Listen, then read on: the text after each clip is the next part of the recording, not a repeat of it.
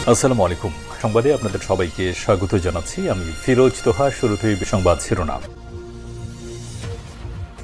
বাংলাদেশের সর্বশেষ গুরুত্বপূর্ণ আপডেট সংবাদে আপনাকে স্বাগত। শুরুতেই সংবাদ শিরোনাম, পরে বিস্তারিত। প্রথমেই জানাবো আমাদের হাতে থাকা সর্বশেষ গুরুত্বপূর্ণ সবথেকে তাজা আপডেট সংবাদ। প্রাইভেট কারে গুলি, বিএনপির কর্মী নিহত। চট্টগ্রামের মাদুনাঘাটে চলন্ত প্রাইভেট কারে দুর্বৃত্তরা গুলি করে মোহাম্মদ আব্দুল হাকিম নামে এক বিএনপি নেতাকে হত্যা করেছে। আজ সন্ধ্যায় চট্টগ্রাম নগরীর এভারকেয়ার হাসপাতালে গেলে চিকিৎসকরা তাকে মৃত ঘোষণা করেন। এরপর জানাবো ভারত থেকে আসবে ৫০,০০০ মেট্রিক টন চাল। ভারত থেকে ৫০,০০০ মেট্রিক টন চাল কিনবে অন্তর্বর্তীকালীন সরকার। এতে ব্যয় ধরা হয়েছে ২১৯ কোটি টাকা। অর্থ উপদেষ্টা ডক্টর সালেউদ্দিন আহমেদের সভাপতিত্বে অনুষ্ঠিত সরকারি ক্রয় সংক্রান্ত উপদেষ্টা পরিষদ কমিটির বৈঠকে এই প্রস্তাবের অনুমোদন দেওয়া হয়। বৈঠক সূত্র থেকে জানা গেছে ২০২৫-২৬ অর্থ বছরে আন্তর্জাতিক উন্মুক্ত দরপত্রের মাধ্যমে ভারতের মেসার্স বাগাদিয়া ব্রাদার্স প্রাইভেট লিমিটেডের কাছ থেকে প্যাকেজ অনের আওতায় ৫০,০০০ মেট্রিক টন নন বাসমতি সিদ্ধ চাল কেনা হবে।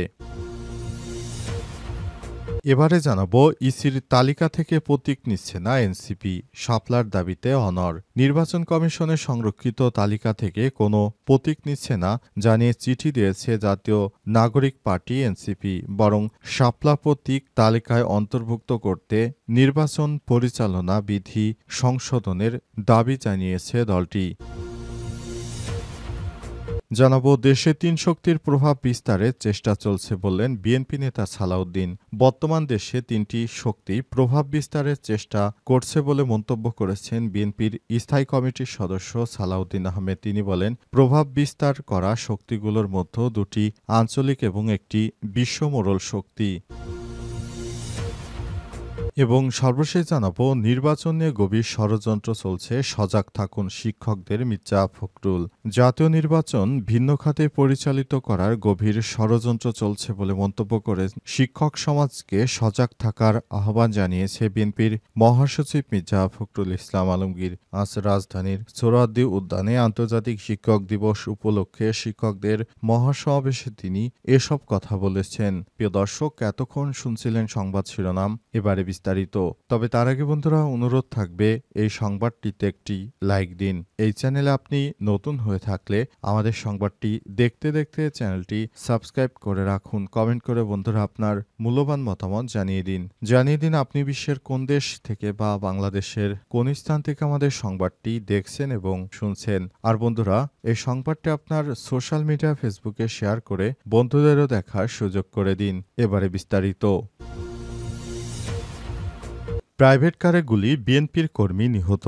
চট্টগ্রামের মদুনাঘাটে চলন্ত এক প্রাইভেট কারে দুর্বৃত্তরা গুলি করে মোহাম্মদ আব্দুল হাকিম নামের এক বিএনপি নেতাকে হত্যা করেছে। আজ চট্টগ্রাম নগরীর এভারকেয়ার হাসপাতালের গেলে চিকিৎসক তাকে মৃত ঘোষণা করে। পুলিশ ও স্থানীয় সূত্র থেকে জানা গেছে আজ বিকেলে মদুনাঘাট এলাকায় দুর্বৃত্তরা তাকে গুলি করে পালিয়ে যায়। ঘটনাস্থলে তার ব্যবহৃত গাড়িটি পড়ে থাকতে দেখা গেছে। হত্যার কারণে বা দুর্বৃত্তদের পরিচয় সম্পর্কে এখনো কোনো সুনির্দিষ্ট তথ্য পাওয়া যায়নি। আব্দুল হাকিমের মৃত্যুর খবর ছড়িয়ে পড়লে রাউজানের কাপ্তাই সড়ক ও রাঙামাটি মহাসড়কে গিয়াসউদ্দিন কাদের চৌধুরীর অনুসারীরা মিছিল অবরোধ কর্মসূচি পালন করে। এতে এলাকায় উত্তেজনা ছড়িয়ে পড়ে। এবার মঙ্গলবার বিকেলে রাউজান মাদুনাঘাট ব্রিজ সংলগ্ন হাটহাজারী এলাকায় তাকে গুলি করে পালিয়ে যায় দুর্বৃত্তরা। পরে তাকে স্থানীয়রা উদ্ধার করে চট্টগ্রাম নগরীর এভারকেয়ার হাসপাতালে নিয়ে গেলে কর্তব্যরত চিকিৎসক তাকে মৃত ঘোষণা করে। নিহত আব্দুল হাকিম বাগওয়ান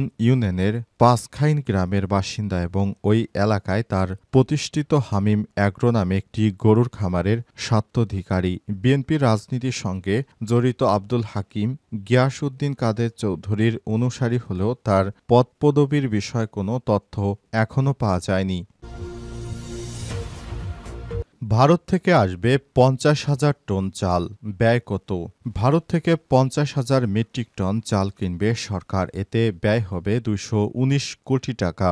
আজ অর্থ উপদেষ্টা ড সালেউদ্দিন আহমেদের সভাপতিত্বে অনুষ্ঠিত সরকারি ক্রয় সংক্রান্ত উপদেষ্টা পরিষদ কমিটির বৈঠকে এই প্রস্তাবের অনুমোদন দেওয়া হয়েছে। বৈঠক সূত্র থেকে জানা গেছে ২০২৫-২৬ অর্থবছরে আন্তর্জাতিক উন্মুক্ত দরপত্রের মাধ্যমে ভারতের মেসার্স বাগাদিয়া ব্রাদার্স প্রাইভেট লিমিটেডের কাছ থেকে প্যাকেজ ১ এর আওতায় ৫০,০০০ মেট্রিক টন চাল বাসমতি, নন বাসমতি সিদ্ধ চাল কেনা হবে। প্রতি মেট্রিক টনের মূল্য ধরা হয়েছে $৩৫৯ এতে ব্যয় হবে ২১৯ কোটি ৯,৯৯,৩০০ টাকা। খাদ্য মন্ত্রণালয়ের প্রস্তাবের প্রেক্ষিতে এই চাল আমদানির অনুমোদন দেওয়া হয়েছে।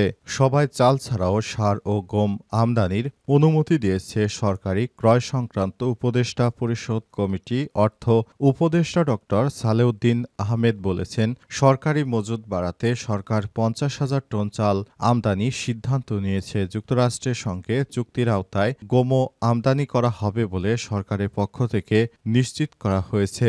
এ অবস্থায় দুই দেশের মধ্যে যাতে করে সম্পর্ক আরও ভালো পর্যায়ে থাকে সেজন্য অবশ্যই অন্তর্বর্তীকালীন সরকারকে দায়িত্বশীল আচরণ করতে হবে এবং যেন দেশের মধ্যে কখনোই চালের দাম না বৃদ্ধি পায়, কারণ সরকার ইতিমধ্যেই ভর্তুকি দিচ্ছেন যাতে করে চাউলের দাম কখনোই বৃদ্ধি না পায়। বর্তমান ভারত থেকে যে দামে সরকার চাউল আমদানি করছে, এতে যদি সরকার ভর্তুকি না দিত তাহলে চাউলের দাম প্রতি কেজি প্রায় ৩০০ টাকার মতো হয়ে যেত।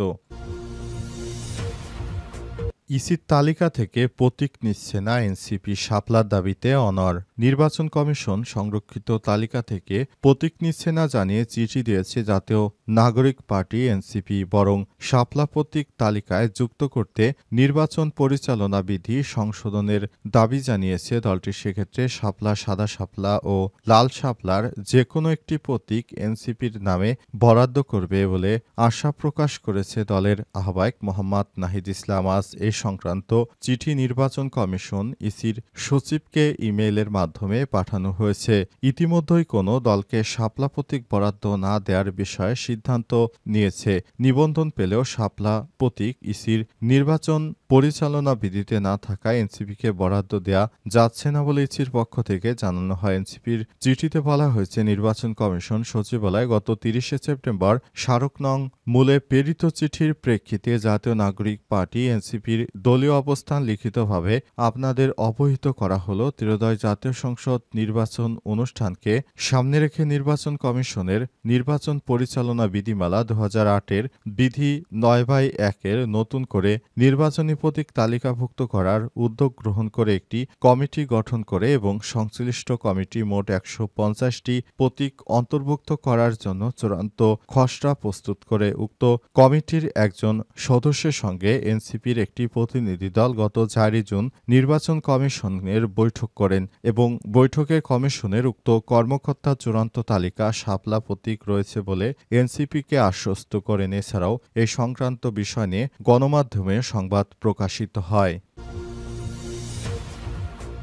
দেশে ৩ শক্তির প্রভাব বিস্তারের চেষ্টা চলছে বললেন বিএনপি নেতা সালাউদ্দিন। বর্তমান দেশে ৩টি শক্তির প্রভাব বিস্তারের চেষ্টা করছে বলে মন্তব্য করেছেন বিএনপির স্থায়ী কমিটির সদস্য সালাউদ্দিন আহমেদ। তিনি বলেন, প্রভাব বিস্তার করা শক্তিগুলোর মধ্যে দুটি আঞ্চলিক এবং একটি বিশ্ব মোড়ল শক্তি। তাদের স্বার্থ আলাদা হলেও ক্ষতিগ্রস্ত হচ্ছে বাংলাদেশের স্বার্থ। এ বিষয়ে সবাইকে সচেতন থাকতে হবে। আজ এই কথা বলেন তিনি। বিএনপির স্থায়ী কমিটির সদস্য সালাউদ্দিন আহমেদ বলেন, ব্রিটিশ আমল থেকেই বিদেশি শক্তিগুলো এই অঞ্চলে নিজেদের স্বার্থরক্ষা একটি মধ্যস্বত্বভোগী শ্রেণী তৈরি করেছে। আজও সেই ধারা চলছে। শিক্ষা ও সংস্কৃতির মাধ্যমে আধিপত্য বিস্তারের চেষ্টা চলছে। শহীদ আবরার ফাহাদের কথা উল্লেখ করে তিনি বলেন, আবরার এদেশের মানুষের জন্য জীবন দিয়েছেন। আমাদের সকলকে সবার বক্তব্য সোশ্যাল মিডিয়ায় সবার আগে বাংলাদেশ নীতিতে এগিয়ে যেতে হবে। তিনি আরও বলেন, আমরা যেমন ২০২৪ সালে গণ অভ্যুত্থানের সামনের সিঁড়িগুলো নির্মাণ করেছি শহীদ আবরারের মতো শহীদদের আত্মত্যাগের মধ্য দিয়ে। সালাউদ্দিন আহমেদ বলেন, ১৯৭১ সালে স্বাধীনতা যুদ্ধ হঠাৎ করে আসেনি। ১৯৪৭ সাল থেকে ১৯৭১ সাল পর্যন্ত দীর্ঘ ২৪ বছরের সংগ্রামে ছাত্র জনতার আন্দোলন, রাজনীতি, ত্যাগের ফসলি মুক্তিযুদ্ধ। আজ আমরা ২৪-এর গণ-অভ্যুত্থানও সেই রক্তেরই উত্তরাধিকার বহন করছি। তিনি আরও বলেন, বাংলাদেশে বিদেশি আধিপত্যবাদ রাজনৈতিকভাবে প্রভাব বিস্তার করছে। শেখ হাসিনার নেতৃত্বাধীন অন্তর্বর্তীকালীন সরকারকে বিপাকে ফেলতে চায়, কিন্তু আমরা সরকারের পাশে আছি।